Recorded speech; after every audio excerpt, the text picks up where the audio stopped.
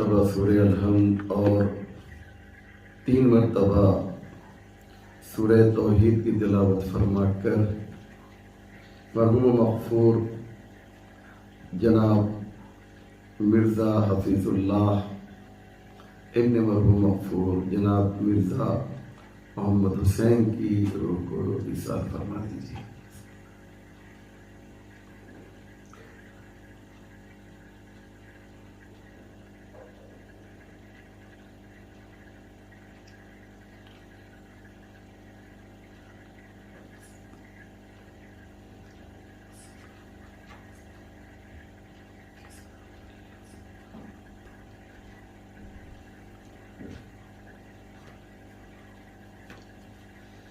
لا حول ولا قوة إلا بالله العلي العظيم حسبنا الله ونعم الوكيل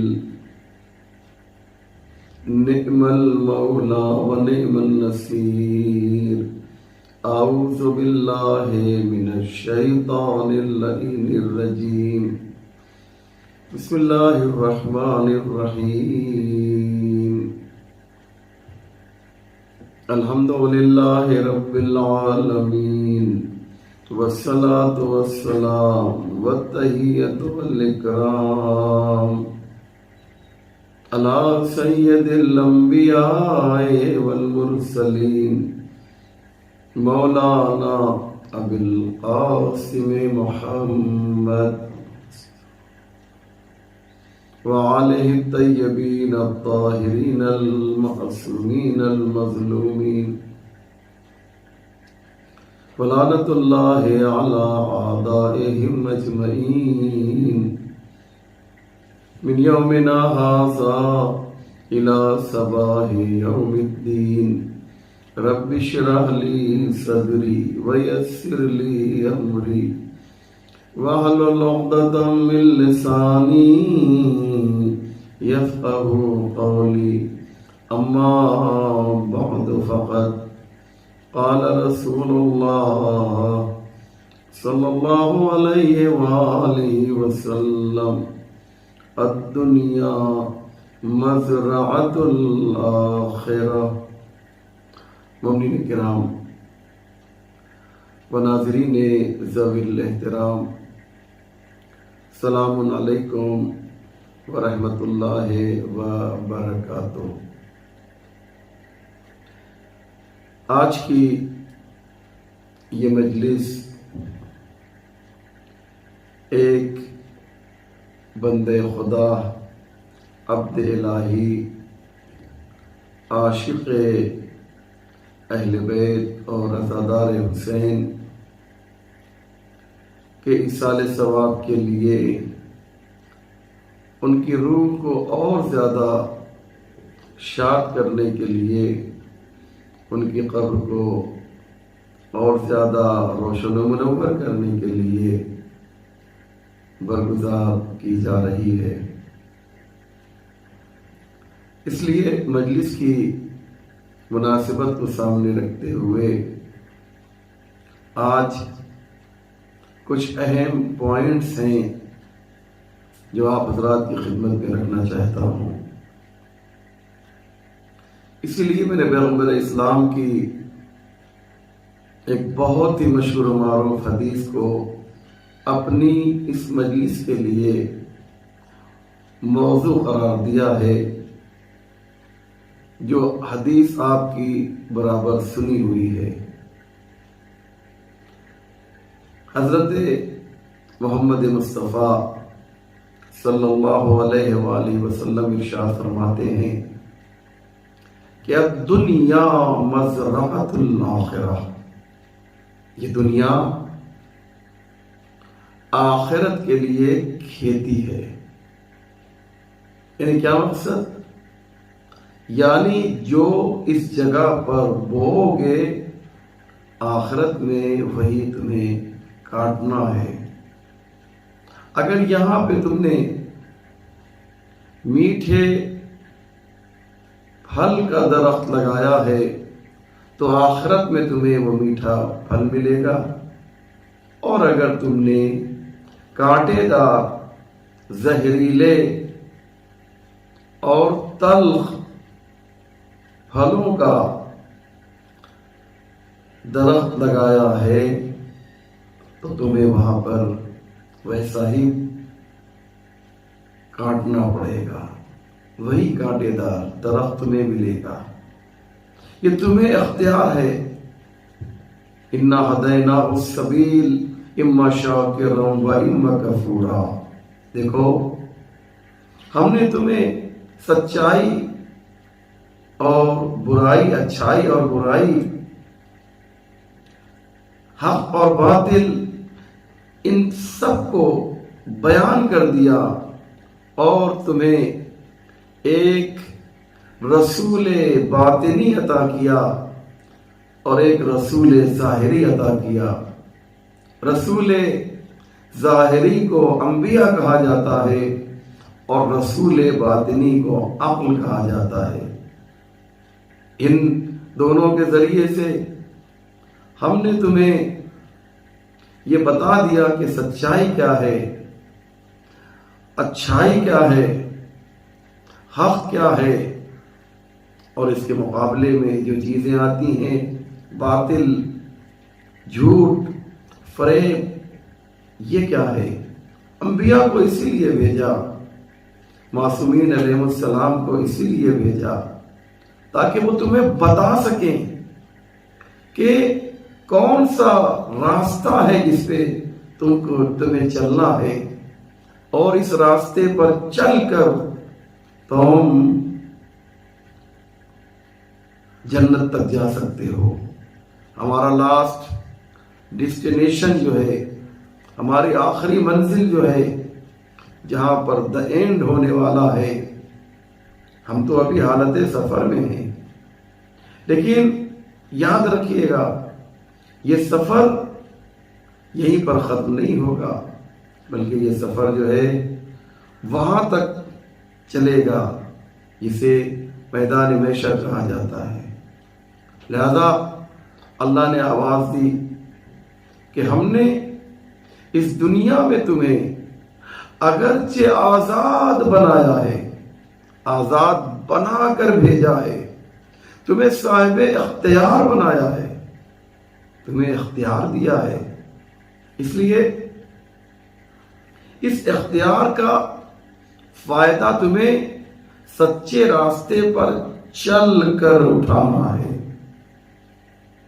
ورنہ کچھ لوگوں نے اس اختیار کا ناجائز فائدہ اٹھایا اور کوئی فرعون بنا، کوئی نمرود بنا، کوئی شتات بنا، کوئی حامان بنا، کوئی ابو جہل بنا، کوئی ابو لہب بنا، کوئی ابو سفیان بنا، کوئی حاکم شام بنا، کوئی یزید بنا، کوئی متوکل بنا، اور کوئی صدام بن گیا۔ یہ کیا ہے عزیزو؟ انہوں نے، اللہ نے جو انہیں اختیار عطا کیا تھا، جنت اور جہنم جو ہے مجبوری کی بنیاد پر نہیں ملے گی، اختیار کی بنیاد پر ملے گی۔ بہت قیمتی بات میں نے کہی ہے۔ جنت حالت اختیار والوں کے لیے ہے۔ اگر مجبور خدا پیدا کر دیتا کہ ہم کو مثلا گناہ کرنا ہے، خدا نخواستہ، یا ہمیں صرف ثواب ہی کرنا ہے، ہم گناہ نہیں کر سکتے، کرنا بھی چاہیں، تو پھر جنت جہنم کس لیے ہے؟ یا اللہ، ایک انسان مجبور تھا گناہ کرنے کے لیے، تو اس نے گناہ کیا، اب اسے جہنم میں کیوں بھیج رہا ہے؟ ایک انسان مجبور تھا ثواب کے لیے، تو یہ تو اس کی مجبوری تھی۔ نہیں، کمال بشریت یہ ہے، انسان کا کمال یہ ہے کہ وہ گناہ کرنے پر قادر ہو اور گناہ نہ کرے۔ فرشتے گناہ کرنے پر قادر نہیں ہیں۔ فرشتہ اگر گناہ کرنا چاہے بھی تو گناہ نہیں کر سکتا۔ کیوں؟ اس لیے گناہ نہیں کر سکتا عزیزو کہ اس میں گناہ کرنے کے لیے جو شہوات کی ضرورت ہے وہ اس کے پاس ہے ہی نہیں. میں ایک مثال دے رہا ہوں سمجھانے کے لیے آپ کو. کبھی آپ نے سنا کہ کوئی فرشتہ جو ہے شراب خانے میں پکڑا گیا ہو؟ نہیں. ان میں وہ غرائز نہیں پائے جاتے ہیں. لہذا ہمیں اللہ نے جو ہے آواز دی انا ہدیناہ السبیل اما شاکرا و اما کفورا. دیکھو ہم نے تمہیں راستہ دکھا دیا ہے، ابھی تمہیں اختیار ہے کہ اس راستے کو جو ہے کیسے اختیار کرتے ہو. ہم نے پکچر کو بالکل کلیئر کر دیا ہے، ہر چیز اوپن ہو چکی ہے، ہر چیز کلیئر ہو چکی ہے، ہر چیز واضح ہو چکی ہے.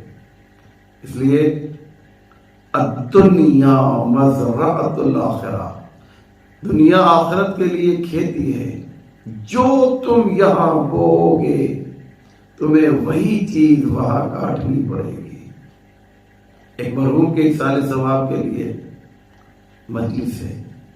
اس لیے آپ دیکھیے دنیا کیا ہے. دنیا کو حاصل کرنا ہے، تبھی تو پیغمبر نے فرمایا مزرعۃ الآخرہ، آخرت کے لیے کھیتی ہے. تو کھیتی کرنی پڑے گی نا، تب تو غلہ نکلے گا. تو کھیتی کہاں کرنا ہے؟ اسی دنیا میں کھیتی کرنا ہے. جب اس دنیا کو اپنائیں گے تو آخرت کے لیے کھیتی کریں گے. تو جو لوگ سنیاسی بن جاتے ہیں اور آشرم میں چلے جاتے ہیں، جو لوگ ترک دنیا کر دیتے ہیں اور جنگلوں میں چلے جاتے ہیں، جو لوگ دنیا کو چھوڑ دیتے ہیں اور اپنے خانوادے سے دور ہو جاتے ہیں، یہ کیسے کھیتی کریں گے؟ یہ کیسے جو ہے پھل لگائیں گے؟ یہ کیسے غلہ پیدا کرنے کے لیے کھیتی کریں گے، کشاورزی کریں گے؟ نہیں کر سکتے. اس لیے ضروری یہ ہے کہ ہمیں اس دنیا میں اترنا ہوگا، ہمیں اس دنیا کے اندر آنا ہوگا. کمال یہی ہے کہ اس دنیا میں ہم زندگی گزاریں. ایک شخص جنگل میں ہے، دنیا کو چھوڑ دیا، پتا کھا کے اور پتا پہن کر زندگی بسر کر رہا ہے. توجہ کرے عزیزوں، بہت ہی امپورٹنٹ بات اور بہت ہی اہم بات میں پیش کرنے جا رہا ہوں. اس نے دنیا کو چھوڑ دیا اور جنگل میں رہ رہا ہے اور یہ کہتا ہے کہ ہم تو کوئی گناہ کرتے ہی نہیں ہیں. بھائی تم کون سا گناہ نہیں کرتے؟ جنگل میں اکیلے پڑے ہوئے ہو، کون سا گناہ نہیں کرتے؟ کہا کہ مثال کے طور پہ ہم غیبت نہیں کرتے. تو غیبت کے لیے ایک اور انسان کی ضرورت پڑے گی. جب تم اکیلے جنگل میں پڑے ہوئے ہو تو غیبت کیسے کرو گے؟ ہم کسی نامحرم کو نہیں دیکھتے. جب کوئی نامحرم ہے ہی نہیں تو پھر وہاں گناہ کیسے ممکن ہے؟ لہذا عزیزو، جو بات مجھے عرض کرنی ہے وہ یہ ہے کہ کمال ایمان یہ ہے کہ انسان گناہوں کے درمیان رہے اور خود کو ان گناہوں سے بچا لے. یہی سچا مومن ہے اور یہی حقیقی متقی اور پرہیزگار ہے. اسی کو متقی کہتے ہیں، اسی کو پرہیزگار کہتے ہیں. تو دنیا کو ہمیں حاصل کرنا ہے، دنیا کو ہمیں لینا ہے، ہمیں کام کرنا ہے، بیکار نہیں بیٹھنا ہے. عبادت کا مطلب قطعاً یہ نہیں ہے کہ ہم جو ہے صرف مصلے پر رہیں. نہیں، مصلی عبادت کا ایک جز ہے. ورنہ اگر کوئی اپنے آفس میں بیٹھا ہوا ہے تو وہ بھی عبادت کر رہا ہے. توجہ کر رہے ہیں نظر محترم؟ تو یہ مفہوم عبادت جو ہم نے سوچ رکھا ہے وہ بہت ہی وسیع ہے۔ عمل، قرآن نے کہا ہے کام کرنے کی بات 80 سے زیادہ جگہوں پر قرآن کریم نے کام کرنے کی تاکید کی ہے، لیکن ہر کام کی تاکید نہیں ہے، ہر کام کی تعریف بھی نہیں ہے، بلکہ آواز دی عمل صالح۔ عمل صالح یعنی شائستہ عمل ہونا چاہیے، نیک عمل ہونا چاہیے، با ہدف ہونا چاہیے، اس میں ایک مقصد ہونا چاہیے۔ بے مقصد عمل کو عمل نہیں کہا جائے گا۔ ایک بچہ مثال کے طور پہ قلم کے ذریعے سے کاغذ کے اوپر کوئی لکیر کھینچ رہا ہے بے مقصد، تو یہ عمل نہیں ہے۔ لیکن اپنے آفس میں ایک آرکیٹیکٹ جو ہے اسی سے ملتی جلتی لکیریں کھینچ رہا ہے، لیکن مقصد کے تحت کھینچ رہا ہے، تو اسے عمل کہا جاتا ہے۔ یہ عمل ہے عزیزو، یہ نیک کام ہے، یہ بہترین کام ہے۔ اس لیے ہر کام قابل قبول نہیں ہے۔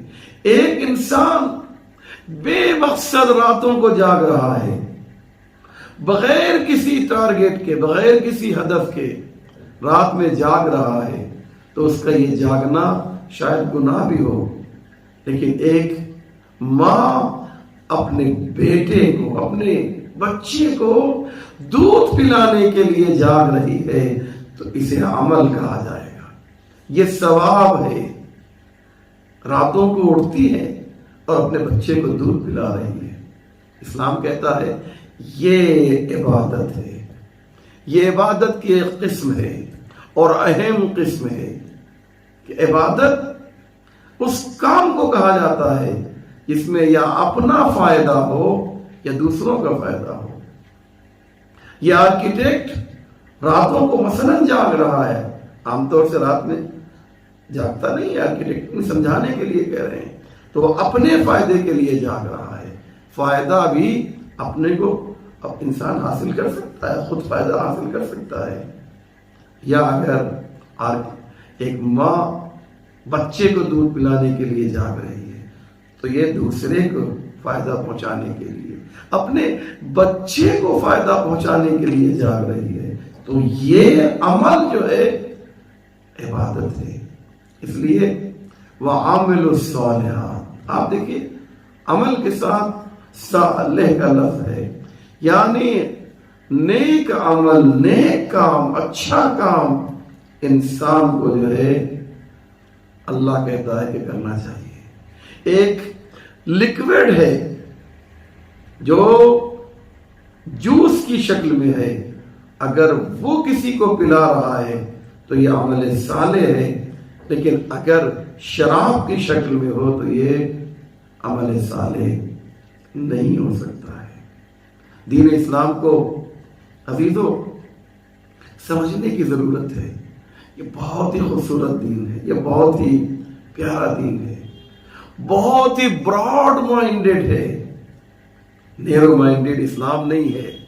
اسلام کے لیے جو کہا جاتا ہے کہ تنگ نظر ہے، ایسا نہیں ہے عزیزو، اس میں وسعت نظر ہی پائی جاتی ہے۔ یہ بہت ہی دنیا پرست دین ہے۔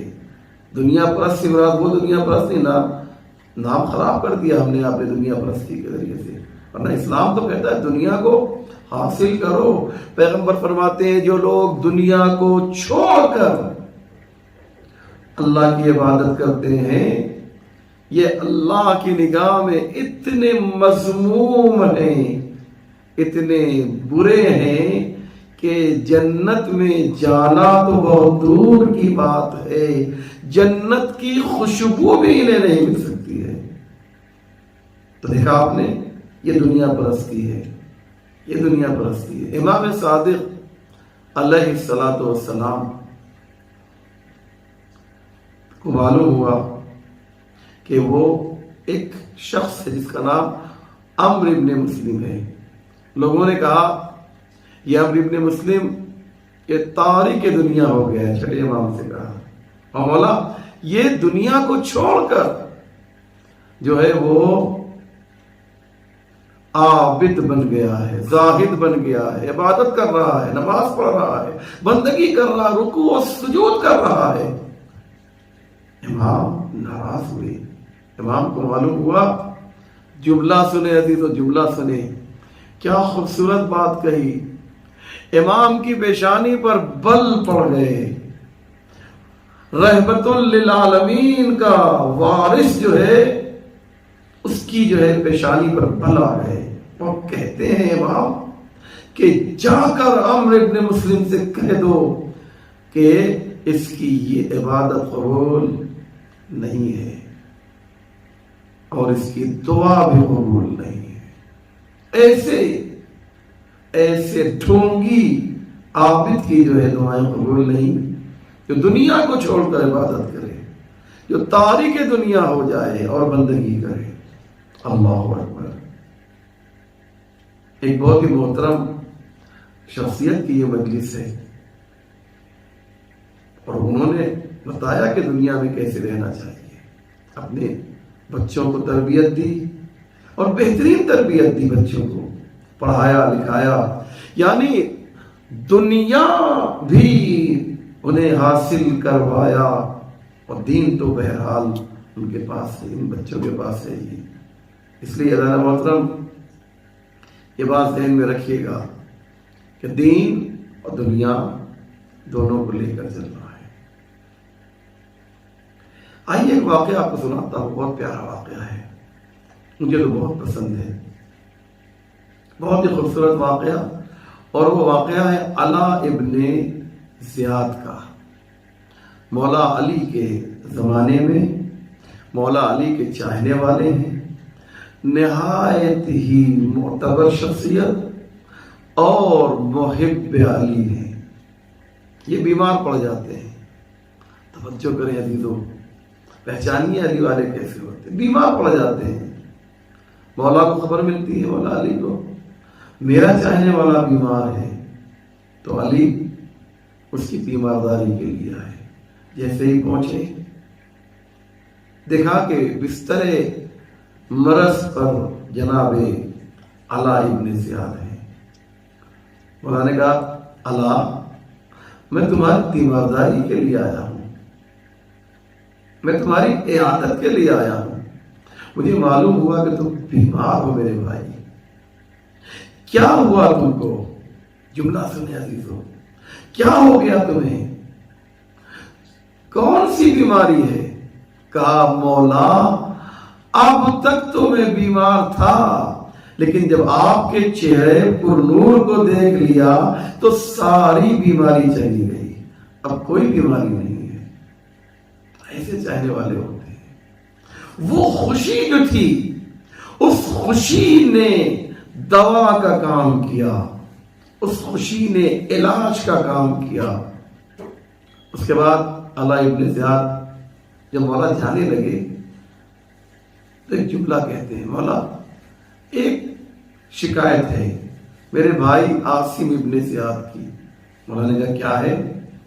کہا، مولا، یہ آپ کی تقریر سن کر آیا اور اس کے بعد اس نے دنیا کو چھوڑ دیا اور ہمیشہ 24 گھنٹہ یعنی مسلسل نمازیں پڑھ رہا ہے، بہت کم 24 گھنٹہ میں محاورتاً کہہ رہا ہوں، یعنی مسلسل نمازیں پڑھ رہا ہے، مسلسل بندگی کر رہا ہے، مسلسل رکوع و سجود میں مشغول ہے، تسبیح و تحلیل پروردگار میں مشغول ہے، اور کچھ نہیں کر رہا ہے۔ نہ بزنس سے مطلب ہے، نہ اولاد سے مطلب ہے، نہ رشتہ داروں سے مطلب ہے، نہ دوستوں سے مطلب ہے، نہ بچوں سے مطلب ہے، کچھ نہیں، صرف اور صرف اللہ کی عبادت کر رہا ہے۔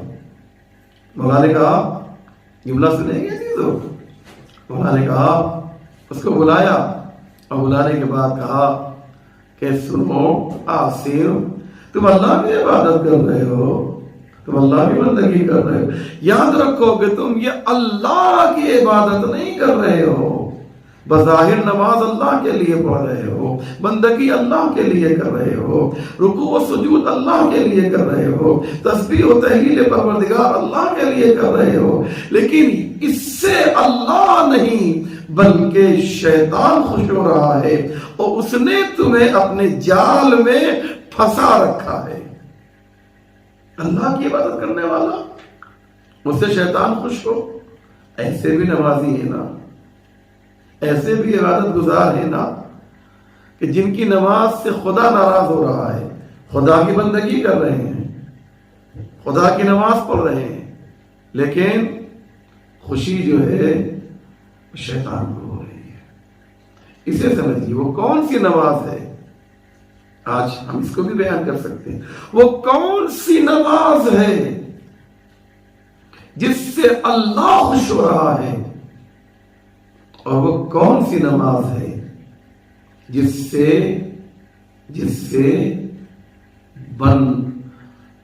شیطان خوش ہو رہا ہے۔ ہمیں اس کو دیکھنا ہے۔ چنانچہ امام محمد باقر علیہ السلام اپنے چاہنے والوں کے ساتھ گھر سے نکلے، آپ کے کندھے کے اوپر ایک ہل ہے اور کھیت کی طرف جا رہے ہیں ہل چلانے کے لیے۔ امام محمد باقر وقت کا امام ہے، لیکن دنیا والوں کو بتا رہا ہے کہ کیسے زندگی بسر کرنی ہے۔ جو اشارہ کر دے تو زمین سونا اگلنے لگے۔ وہ امام کھیت کی طرف جا رہا ہے، ہل لے کر جا رہا ہے۔ سنیں عزیزو، سنیں، واقعہ بہت ہی امپورٹنٹ، بہت ہی حسین اور خوبصورت ہے یہ واقعہ۔ امام کھیت کی طرف جا رہے ہیں کہ ایک تاریک دنیا، جس نے گویا آپ اسے ہندی میں سنیاسی کہہ سکتے ہیں، اس نے دیکھا امام کو کہ امام ہل لے کر کھیت کی طرف جا رہے ہیں اور سر سے پیر تک پسینے میں ڈوبے ہوئے ہیں۔ یہ گستاخ، یہ تاریک دنیا امام کے پاس آتا ہے اور کہتا ہے کہ دنیا کے لیے آپ اس طریقے سے غرق ہیں، دنیا کو حاصل کرنے کے لیے اتنے مہو ہو گئے ہیں ایک دنیا کے لیے۔ آپ یہ بتائیں کہ اگر اس حالت میں آپ کی موت ہو جائے تو وہ موت کیسی ہوگی؟ امام دنیا کے لیے نکلے ہیں نا، موت کیسی ہوگی؟ امام نے کیا حسین جواب دیا، اللہ اکبر، ہماری جانیں قربان ہو جائیں اس ایک جملے کے اوپر۔ امام نے فوراً کہا، محمد ابن منکدر، جانتے ہو اگر کھیت میں ہل چلاتے چلاتے میری موت ہو جائے تو گویا میں اللہ کی عبادت کرتے کرتے دنیا سے رخصت ہو گیا ہوں، مجھے وہ ثواب ملے گا کہ اللہ کی عبادت کرتے کرتے میں دنیا سے رخصت ہو گیا۔ عزیزو، وقت میرا تقریباً ختم ہو رہا ہے، لیکن مجھے ایک دو باتیں آپ بیان کر لینے دیجیے جو بہت ہی اہم ہے، اور اگر میں نے اس کو بیان نہیں کیا تو اس موضوع کو مکمل طریقے سے شاید پیش نہ کر سکوں۔ یہ تو میں نے ایک رخ اور ایک پہلو بیان کیا جس میں دنیا کو حاصل کرنے کے لیے کہا گیا، ایک اور بھی پہلو ہے، دنیا کا ایک دوسرا پہلو بھی ہے جس کو لینے کے لیے منع کیا گیا ہے۔ مولا علی فرماتے ہیں کہ تمہاری دنیا جو ہے علی کی نگاہ میں جانور کے ناک سے نکلا ہوا جو پانی ہے اس سے بھی زیادہ متنفر ہے، علی اس سے بھی زیادہ نفرت کرتا ہے۔ یہ مثال کے طور پہ مولا علی کی وہ مشہور حدیث جس میں آپ نے فرمایا، وَإِنَّ دُنْيَاكُمْ عِنْدِي لَأَهْوَنُ مِنْ وَرَقَةٍ فی فم جرادۃ تقسمها، اللہ فرماتے ہیں کہ تمہاری دنیا وَإِنَّ دُنْيَاكُمْ، اور تمہاری دنیا اندی میری نگاہ میں لَأَحْوَنُ مِنْ وَرَقَةٍ فِي فَمِ جَرَادَةٍ تَقْسِمُهَا، علی کی نگاہ میں ٹڈی کے منہ میں چبائے ہوئے پتے سے بھی زیادہ حقیر ہے۔ یہ جو پتا دیکھا ہے، ٹڈی جو پتا کھاتی ہے اور کھا کے اسے پھینک دیتی ہے، مولا فرماتے ہیں اس سے زیادہ جو ہے ان دنیاکم،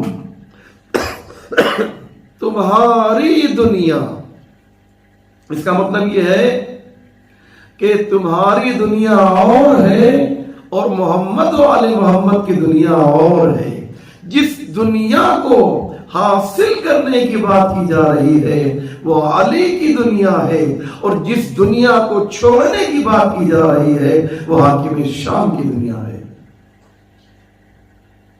یہ ہے، اس لیے مولانا نے فرمایا طلقتو کے، اے دنیا طلقتو کے، میں نے تمہیں طلاق دے دیا، ثلاثہ، 3 طلاق دیا۔ بولا ایک کیوں؟ کا لا رجوع بعدہا، 3 طلاق کے بعد پھر انسان پلٹ نہیں سکتا ہے۔ تو اب یہاں پر آپ تھوڑا سا پریشان ہو گئے ہوں گے، مجھے معلوم ہے، میں دیکھ رہا ہوں کھڑی کی طرف بھی،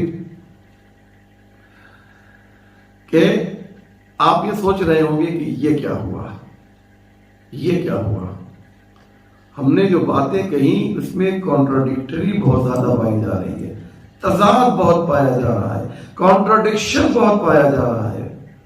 کیوں؟ اس لیے کہ کچھ حدیثیں، کچھ روایتیں، کچھ داستانیں یہ کہہ رہی ہیں کہ دنیا کو لینا چاہیے، اور کچھ داستانیں یہ کہہ رہی ہیں، کچھ حدیثیں یہ کہہ رہی ہیں دنیا کو چھوڑنا چاہیے۔ تو وہ والی بات مانیں یا یہ والی بات مانیں؟ تو میں نے تو آپ سے کہہ دیا علی والی دنیا کو لے لو اور حاکم شام والی دنیا کو چھوڑ دو۔ علی باغ میں پانی دے کر بتا رہے ہیں، وہ بھی یہودی کے باغ میں، کہ دنیا لینا چاہیے، اور ہمیں ایک دین ملتا ہے شام کے اندر، اس دین کو نہیں لینا چاہیے۔ وہ دین ہے بظاہر دیکھنے میں، ورنہ دین ہے نہیں۔ اور وہ کون سا دین ہے سنیں گے آپ؟ سننا چاہتے ہیں عزیزو؟ توجہ کیجئے جو بات میں کہہ رہا ہوں، انشاءاللہ یہ بات آپ کے دلوں میں اترنی چاہیے۔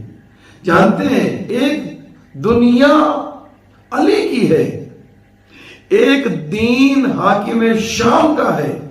علی کی دنیا لینا ہے، حاکم شام کا دین ترک کرنا ہے۔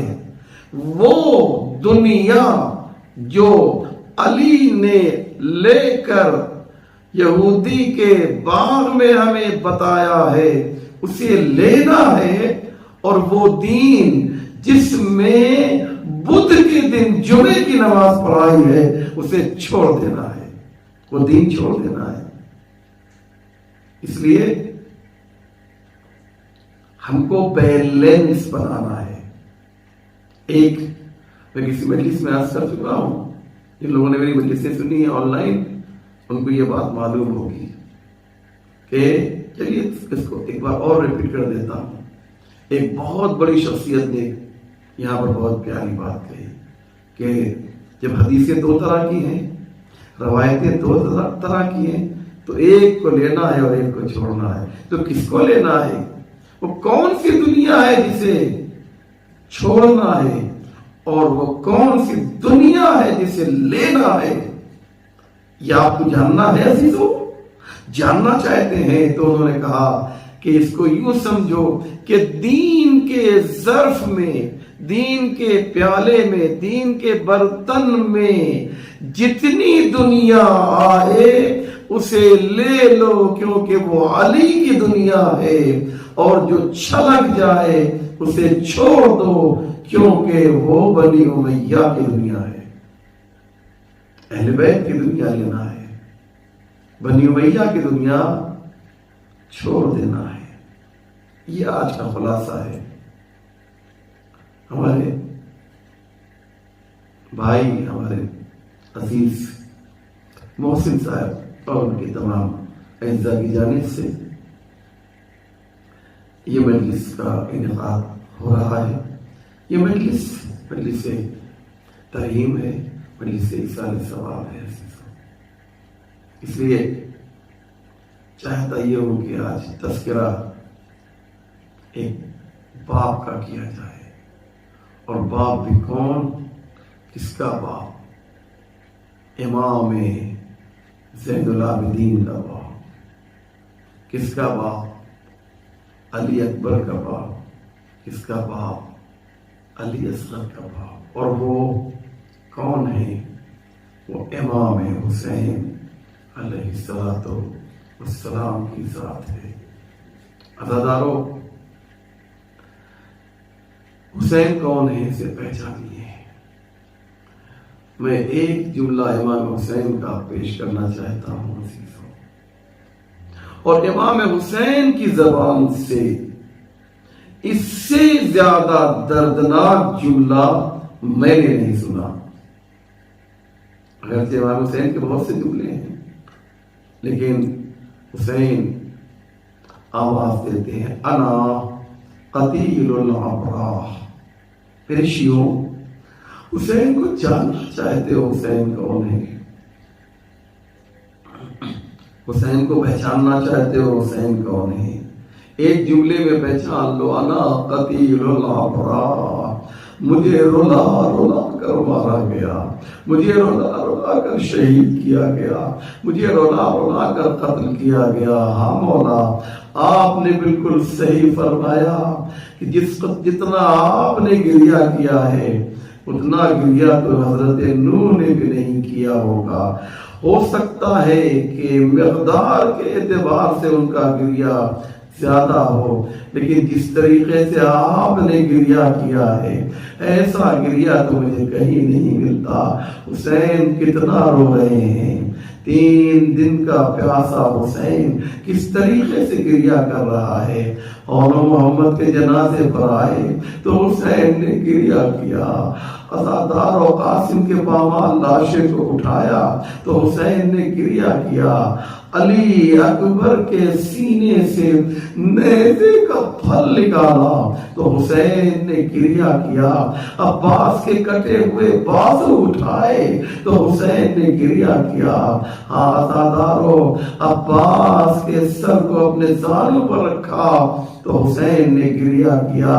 عباس کے آنکھوں سے خون صاف کیا تو حسین نے گریہ کیا۔ ہاں عزادارو، لیکن ایک موقع ایسا آیا ہے عزیزو کہ حسین نے گریہ بھی کیا ہے اور آپ کو بھی یاد کیا۔ وہ موقع کون سا ہے عزیزو کہ جب علی اصغر کے جنازے کو، علی اصغر کی میت کو امام حسین نے اپنے ہاتھوں پہ لیا، تیرے سے شعبہ سے، حرملہ کے تیرے سے شعبہ سے علی اصغر کی شہادت ہوئی تو حسین نے علی اصغر کی اس ننھی سی میت کو اپنے ہاتھوں میں لیا۔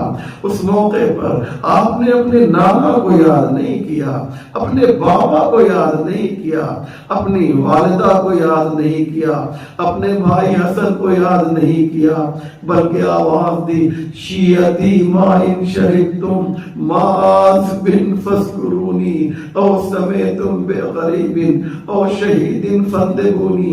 اے میرے شیعوں، کاش تم کربلا میں ہوتے تو تم دیکھتے میں کس طرح سے علی اصغر کے لیے پانی مانگ رہا تھا، لیکن دشمنوں نے پانی کی جگہ پر میرے لال علی اصغر کو تیرے سے شعبہ سے شہید کر دیا۔ وَسَيَعْلَمُ الَّذِينَ ظَلَمُوا أَيَّ مُنقَلَبٍ يَنقَلِبُونَ إِنَّا لِلَّهِ وَإِنَّا إِلَيْهِ رَاجِعُونَ رضا بقضائه وتسليما لأمره اللهم بحق محمد وأنت المحمود وبحق علي وأنت العالى وبحق فاطمة وأنت فاطر السماوات والأرض وبحق الحسن وأنت المحسن وبحق الحسين وأنت قديم الإحسان وبحق الأئمة التسعة الطاهرين من ذریة الحسین علیہ السلام۔ یا اللہ تجھے واسطہ ہے محمد و آل محمد کا پروردگار، ہمارے اس مختصر مگر اہم اعمال کو قبول فرما، جو پریشان حال ہیں ان کی پریشانیوں کو دور فرما، جو بیمار ہیں انہیں شفا عنایت فرما، جو حج و زیارات کے مشتاق ہیں انہیں حج و زیارات سے مشرف فرما، پرچم اسلام کو سربلند فرما، پرچم کفر و نفاق کو سرنگو فرما۔ اس مرحوم کے لیے مجلس منعقد کی گئی پروردگار، مرحوم مغفور جناب مرزا حفیظ اللہ ابن مرحوم مغفور جناب مرزا محمد حسین کو جوار رحمت میں جگہ عنایت فرما، ان کے پسماندگان کو صبر و اجر عنایت فرما، ہمارے امام کے ظہور میں تعجیل فرما، ہم سب کو ان کے آوان انصار میں شمار فرما۔ ربنا تقبل منا انك انت السميع العليم۔